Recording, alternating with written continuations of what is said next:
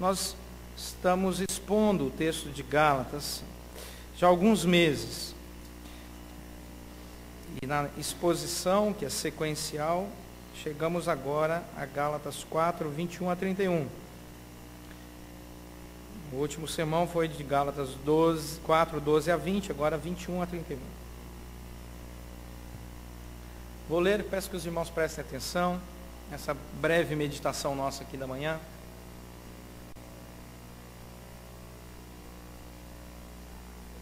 Dizei-me vós, que quereis estar sob a lei.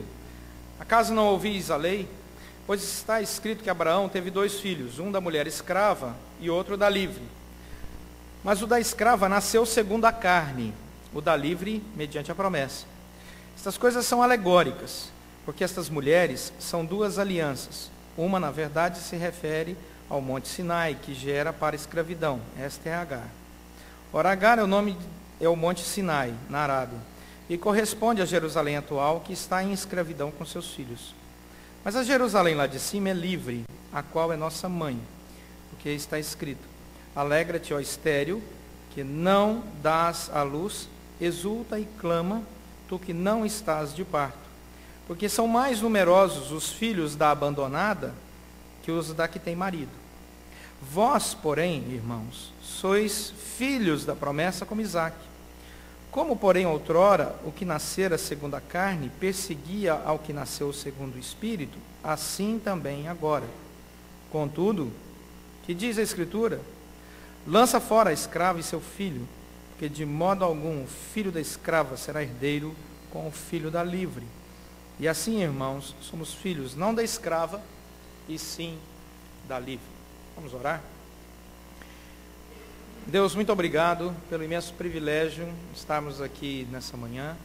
Que o Senhor fale ao nosso coração e nos conduza pela obra do Teu Santo Espírito, sem a qual não alcançaremos tudo aquilo que o Senhor deseja para as nossas vidas, na reflexão da Tua palavra. Oramos pedindo isso em nome de Jesus Cristo. Amém. Vou usar esse mesmo. Tá ótimo. Obrigado. Há uns anos atrás, quando nós tivemos o privilégio, nasceu Natan, fizemos um compromisso, Cris e eu, de nunca furarmos nas nossas promessas com o nosso filho. Então, Natan e Amanda crescem com a seguinte lei lá em casa: papai e mamãe prometeu, vai cumprir. Pode ficar tranquilo quanto a isso. Tanto as coisas boas quanto as surras prometidas. Então eles sabem que se nós falarmos, está prometido, aquilo vai se realizar. Isso não tem a menor dúvida. E em 2001, eu era estudante do curso de mestrado em São Paulo, pastor em Anápolis, são 1000 e poucos quilômetros entre Anápolis e São Paulo, para as artes de São Paulo. E eu estava lá no curso, e eu tinha ido num carro que eu tinha comprado, tinha deixado o carro até próximo à cidade de São Paulo, já que eu não sabia dirigir, mas meu tio morava numa cidade próxima. Eu deixei o carro, peguei o ônibus e acabei de chegar em São Paulo. Eu tinha prometido para o meu filho que eu estaria na festa do Dia dos Pais, porque a festa do Dia dos Pais seria na segunda-feira seguinte à minha viagem. Então eu viajaria numa segunda-feira, num domingo para segunda, ficaria a semana em São Paulo. Na sexta-feira sairia de São Paulo para chegar no sábado em Anápolis, pregaria na igreja domingo. Na segunda-feira eu estaria pontualmente às 3 horas lá na escolinha dele, para a festa do Dia dos Pais. Ele pequenininho, né? Eu ali todo animado. Está tudo certo, filho, pode ficar tranquilo. E ele perguntou, ele pequenininho: papai, você promete? E eu falei: prometo, meu filho. Tranquilo, papai estará na festa do Dia dos Pais. Viajo essa semana, mas volto no outro final de semana.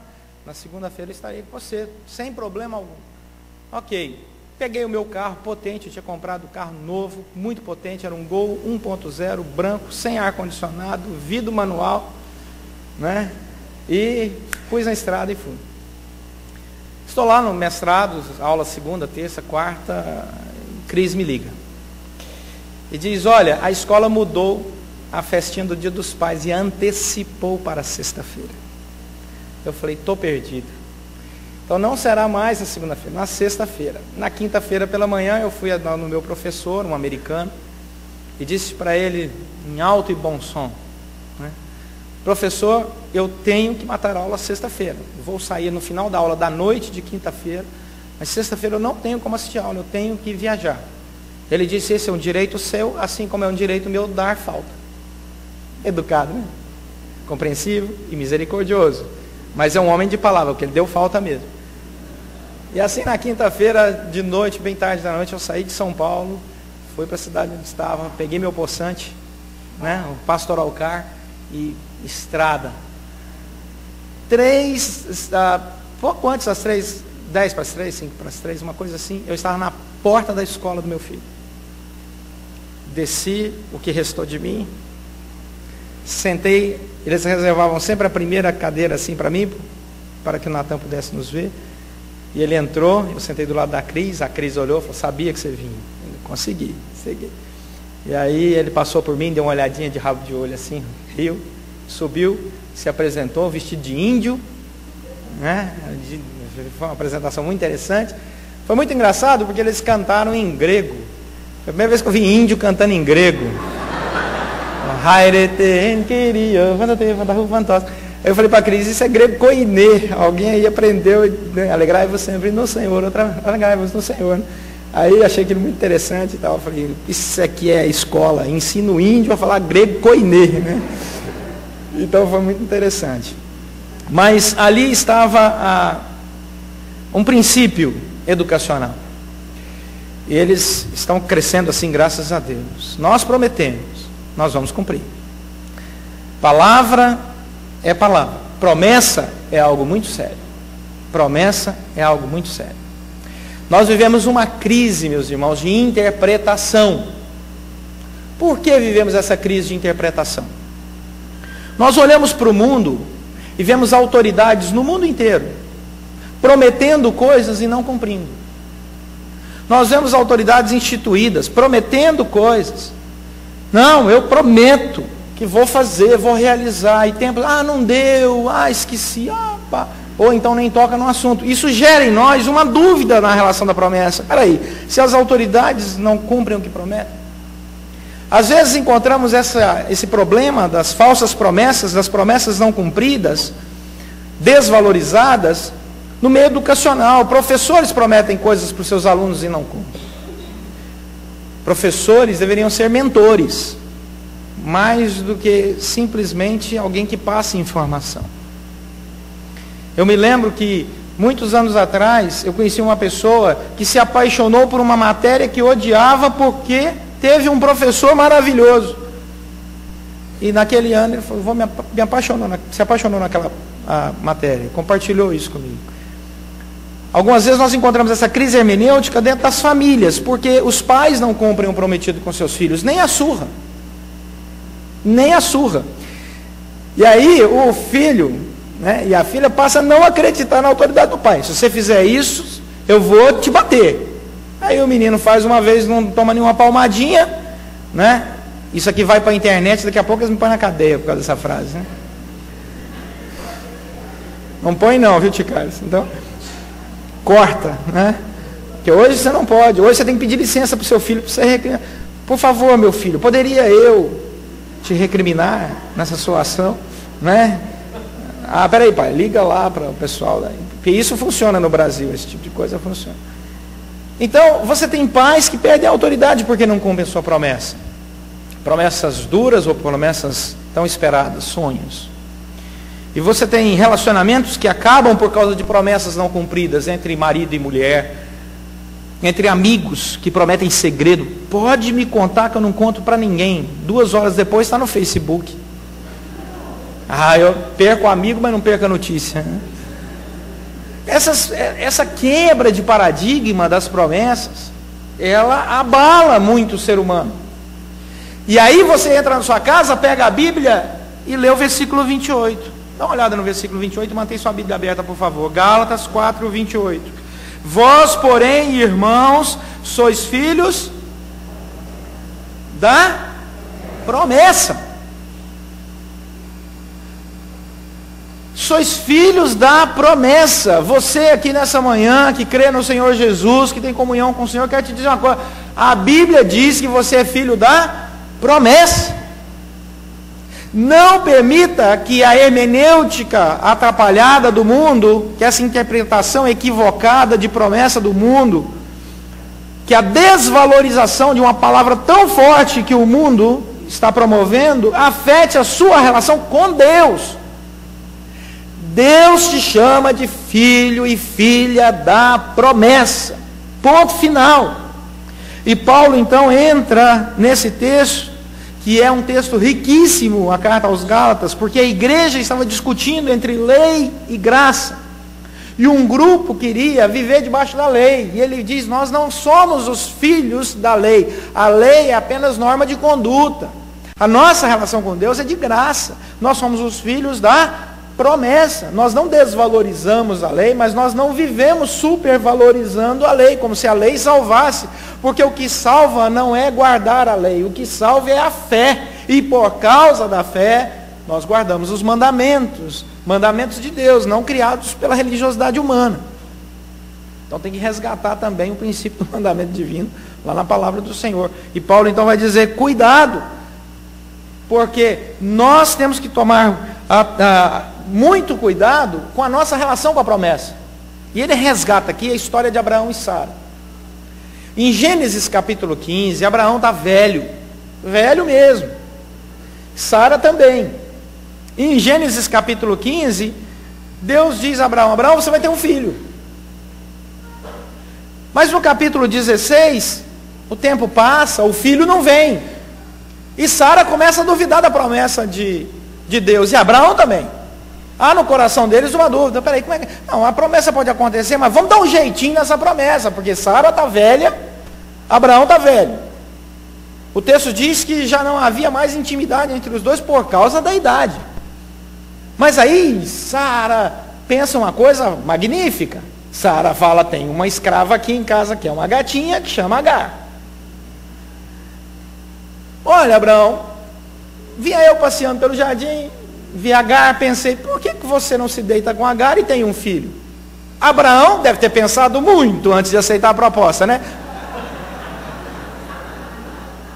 O que Abraão fez?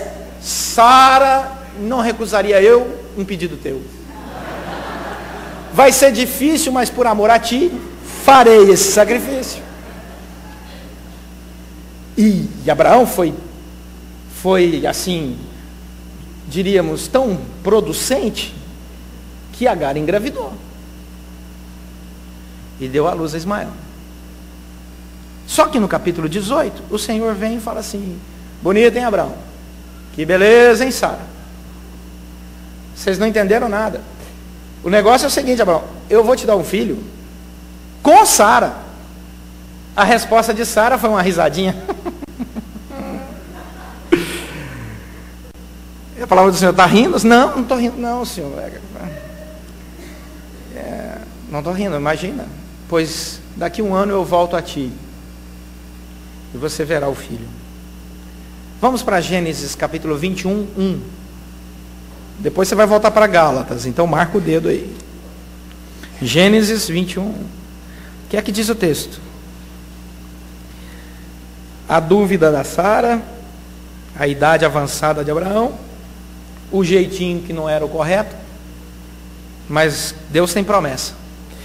Capítulo 21, 1 de Gênesis. Visitou o Senhor a Sara, agora foi Sara, tá vendo? Visitou a Sara, como lhe dissera, e o Senhor cumpriu o que lhe havia prometido. Agora é com você, Sara, é direto, porque Abraão já teve filho dele, mas ainda não era o filho que eu queria. Sara, aqui ó, a relação é nós dois. Se essa é a minha vontade, se essa é a minha promessa, não se engane, eu mando na natureza. E você, mesmo em ditosa velhice, terá filho. E ela teve. Deus prometeu, Gênesis 21, e Deus cumpriu. Promessas, meus irmãos, são coisas realmente fantásticas, as promessas. Uma promessa faz levantar quando você só quer estar deitado. Uma promessa faz você sonhar quando você só tem pesadelos. Uma promessa enche o seu coração de alegria quando só existe lágrima nos seus olhos. Leve promessa a sério quando ela vier de Deus. Principalmente quando ela vier de Deus. A promessa, ela nos transforma. e ela nos faz ver a história com outros olhos. Olha o que diz o versículo 24 de Gálatas 4. Diz o versículo 24, que a promessa de Deus faz com que a história tenha sentido e significado. Porque o versículo 24, Paulo começa dizendo, estas coisas são alegóricas. Quais são as coisas alegóricas? Porque essas duas mulheres aqui são a alegoria de duas alianças. Uma é a da lei, a outra é a da promessa, da graça. Então eu quero dizer, isso aqui é alegórico. Por que Paulo disse isso? Porque o judeu, o rabino, quando interpreta a escritura, ele usa 4 pontes de interpretação. A primeira ele chama de pechá, que é um sentido literal do texto. Ele analisa a pechá do texto, sentido literal. A segunda é remás, que é o sentido sugerido do texto. Qual a ideia que esse texto quer me dar? A segunda proposta dele de interpretação de um rabino judeu é derush, que é o sentido depois de acurada investigação. Para nós aqui pastores usaríamos o sentido exegético, derush do texto. Então um rabino ele está pensando nessa linha, ou então sod, que é a interpretação alegórica. Vou repetir as 4 palavras hebraicas para você. Peshash, Remás, Derut e Sod. Por que essas 4? Porque cada letra que inicia cada uma dessas palavras, P, R, D e S, formam a palavra no hebraico que significa pardes, que é paraíso. O rabino então quer dizer para nós o seguinte, quando eu interpreto o texto bíblico usando essas 4 pontes, eu entendo a vontade de Deus e entro no paraíso, na presença de Deus, entendendo aquilo que a Bíblia quer dizer ao meu coração. A palavra dele, não existe coisa melhor do que receber a palavra de Deus e entender essa palavra. Isso é ir ao paraíso, isso é desfrutar do paraíso, entender o que Deus quer dizer para nós a partir da palavra de Deus. Aí o apóstolo Paulo vem e já deixa os rabinos, né?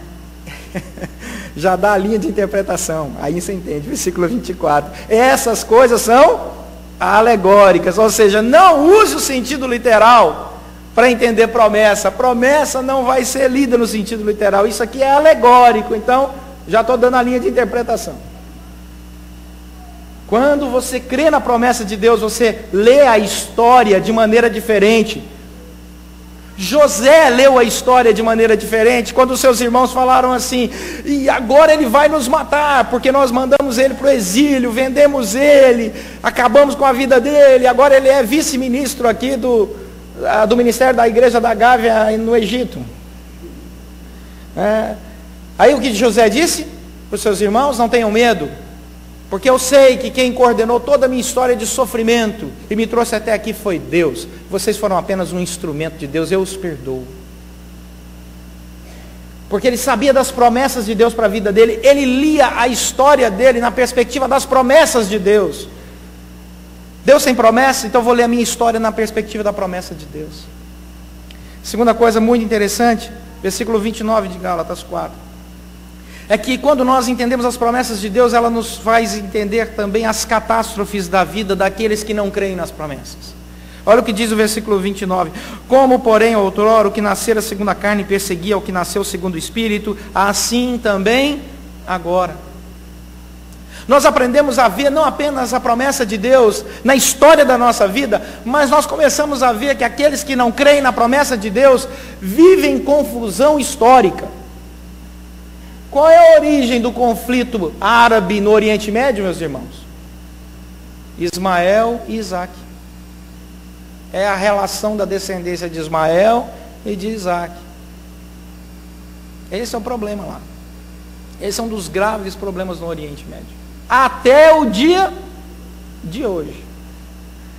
Então, quando nós entendemos a promessa de Deus, nós percebemos que aqueles que não creem nas promessas vivem uma grande confusão na sua vida particular, na sua vida social e até mesmo na sua vida nacional. Porque não compreenderam a promessa de Deus.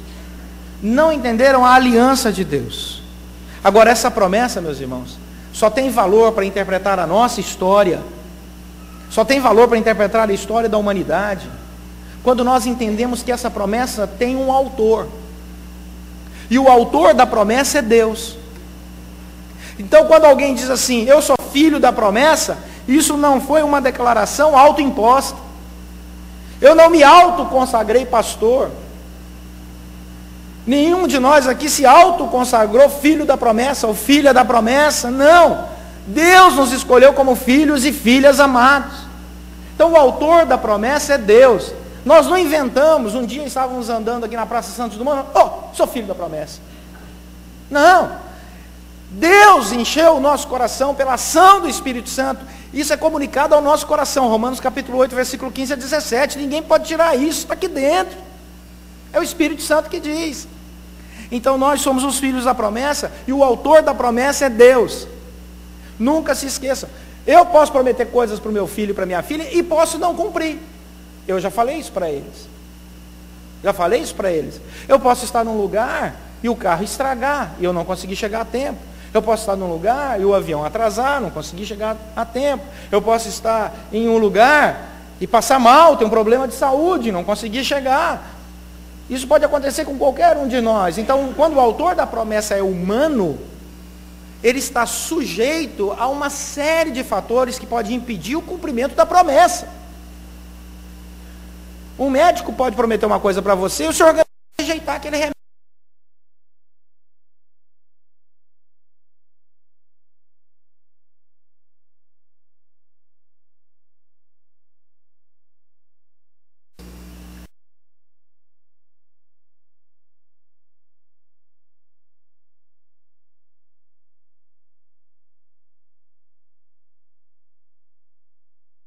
Deus reina sobre a natureza.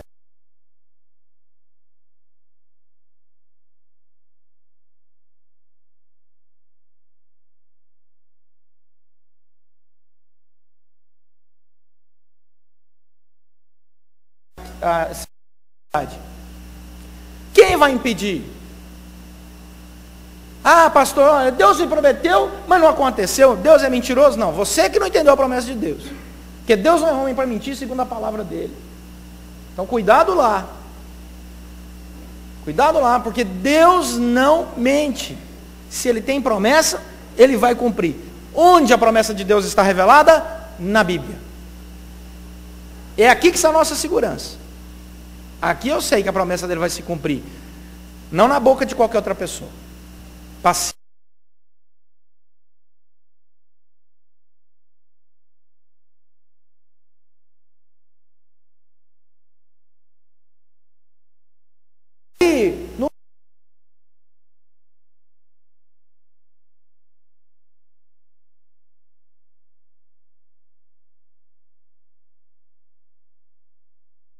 Descuidado até com o som.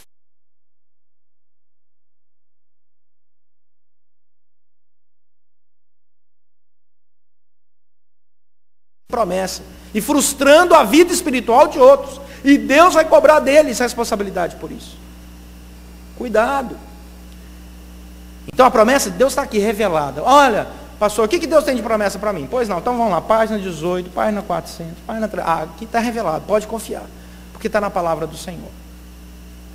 Ele é o autor dessa promessa. Ele é o Deus que está conosco. Quem fez a promessa é fiel. Ele reina. Ele vai fazer. Ponto final.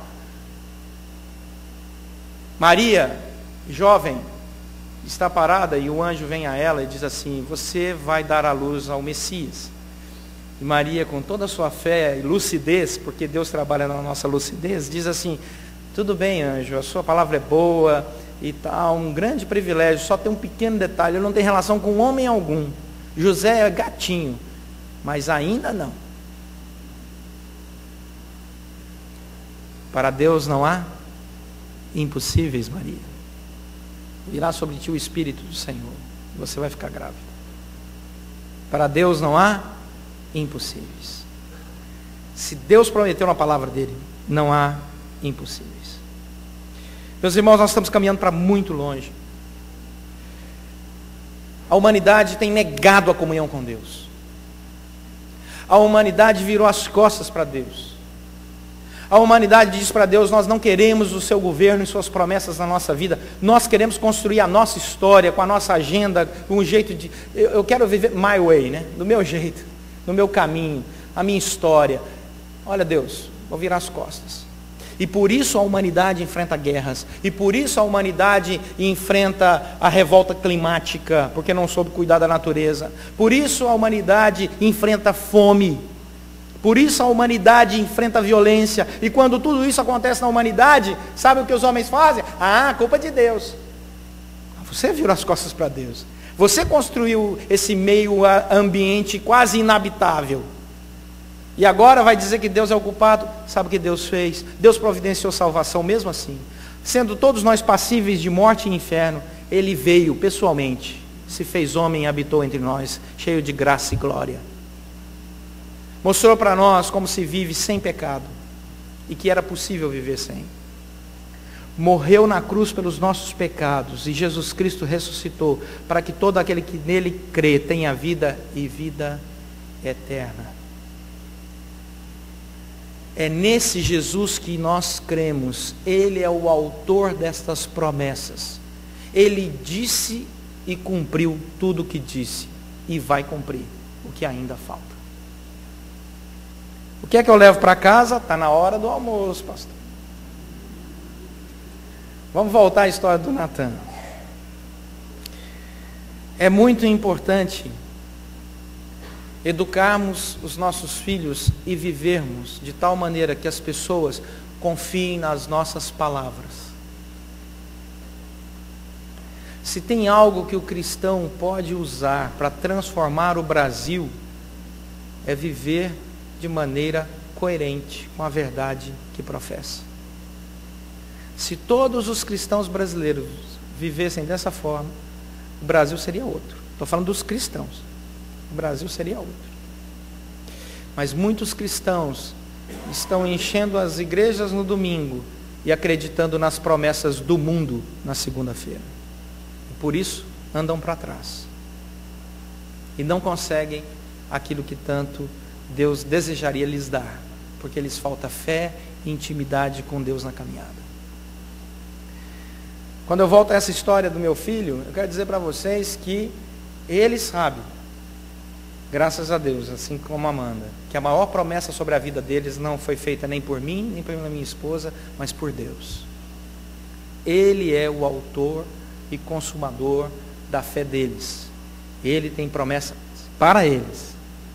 E eles creem nesse Deus de promessa. E é isso que nos dá o coração muito feliz e esperançoso. Porque Deus tem caráter. O caráter revelado em suas promessas. Quero fazer uma pergunta para você. Você sabe qual é a promessa que Deus tem para você? Vamos fechar os nossos olhos e orar. Deus quer abençoar a sua vida. Ele tem promessas para você. Ele conhece seu nome. Ele conhece suas angústias. Deus sabe. Ninguém mais te conhece tão bem e profundamente e melhor do que Deus. Nem você mesmo se conhece a si mesmo tão bem quanto Deus te conhece.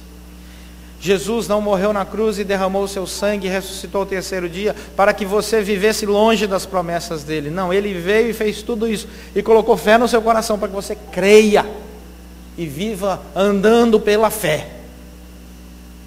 E se problemas existem na sua vida, passa por cima deles, porque Deus tem promessas de vitória para você. Não fica nos problemas. Não deixe a sua vida parar no atoleiro. Vença. Saia de lá com as marcas do vitorioso, com a experiência daqueles que foram conduzidos pela graça de Deus. Aquele que perseverar será salvo e receberá a coroa da glória. A perseverança vem de Deus. Deus já te qualificou nessa perseverança, porque mesmo quando você não quer, ainda assim Deus te sustenta. Porque Ele prometeu que não te desampararia jamais, em tempo algum. Praga nenhuma vai chegar na sua casa, na sua tenda. Mal nenhum vai chegar sobre a sua habitação. Os anjos do Senhor estão ao redor daqueles que temem e Ele guarda. Deus tem o tempo dele para a sua vida, para os seus sonhos. Deus não é uma religião, um pastor. Deus tem promessas para você. Peça que o Espírito Santo avive o seu coração para crer mais e mais nessas promessas e para ter a alegria de vê-las se realizando no seu dia a dia. Você entre aqui na casa dele com os lábios cheios de júbilo, louvor e glória no Deus que é presente, Emmanuel, Deus conosco. Eis que estou convosco todos os dias até a consumação dos séculos. Você não está sozinho em tempo nenhum, em hora alguma. Deus está contigo. Se você descer ao mais fundo dos abismos ou ao mais alto dos céus, Deus estará ao seu lado. Que medo é esse? Que angústia é essa? Joga fora em nome de Jesus. E viva pela fé, porque o justo viverá pela fé. Eu quero orar com você.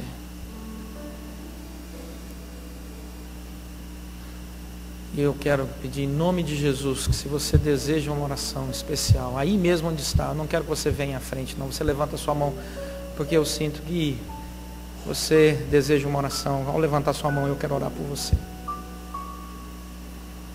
Pode levantar e eu quero orar por você. Levante sua mão.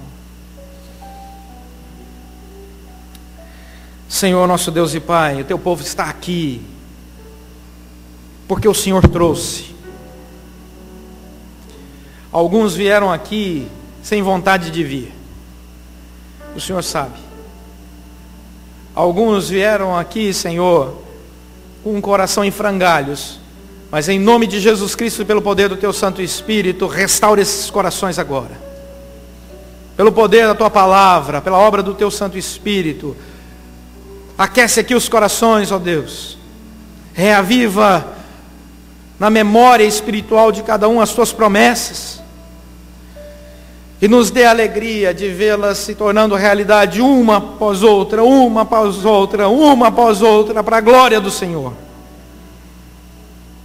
Cuida, Senhor, dos seus filhos e filhas, que num gesto de fé estendem as tuas mãos. Toca, Senhor. Toca em cada coração. Realiza a obra que só o Senhor pode realizar, porque ela é eterna. Nós consagramos a Ti os nossos pedidos que saem do fundo dos nossos corações, porque nós cremos que o Senhor pode fazer muito mais do que pedimos ou pensamos, porque esta é a Tua palavra. E em nome de Jesus Cristo oramos agradecidos. Amém.